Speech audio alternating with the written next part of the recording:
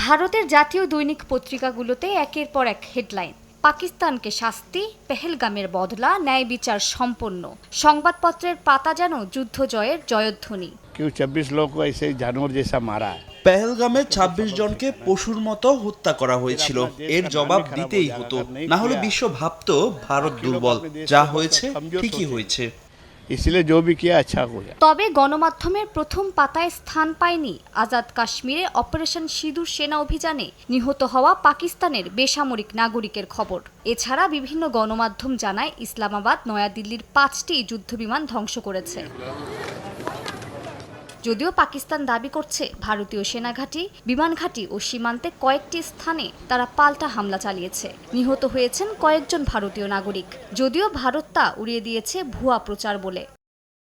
Deutsche Welle ও BBC ভেরিফাইয়ের তথ্যমতে social মিডিয়ায় ছড়ানো বেশ কিছু ভিডিও অনেকটাই বিভ্রান্তিকর। পাকিস্তানের প্রতিক্রিয়ায় ভারতীয় জেট ভূপাতিত বলা হলেও সামাজিক যোগাযোগ মাধ্যমে ঘুরপাক খাওয়া ছবিগুলো অনেক পুরানো। এমনকি ভিডিও গেম ফুটেজও সত্যি ভেবে ছড়ানো হয়েছে।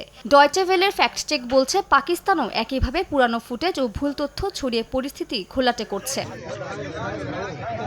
বিশ্লেষকরা বলছেন উভয় পক্ষই উগ্র জাতীয়তাবাদ ছড়াতে মিডিয়া ও সোশ্যাল প্ল্যাটফর্মগুলো ব্যবহার করছে। সত্য মিথ্যার সীমারেখা ঘোলাটে করে উস্কে দেয়া হচ্ছে যুদ্ধ মনোভাব। ডয়চে ভেলেকে একজন ফরাসি সাংবাদিক জানায়, পেহেলগাম হামলার পর থেকেই ভুল তথ্যের ছড়াছড়ি। এক পক্ষের বীরত্ব প্রচার আরেক পক্ষের শত্রু নির্মূল অভিযানের গল্পে ঢেকে দিচ্ছে সাধারণ মানুষের দুর্ভোগ।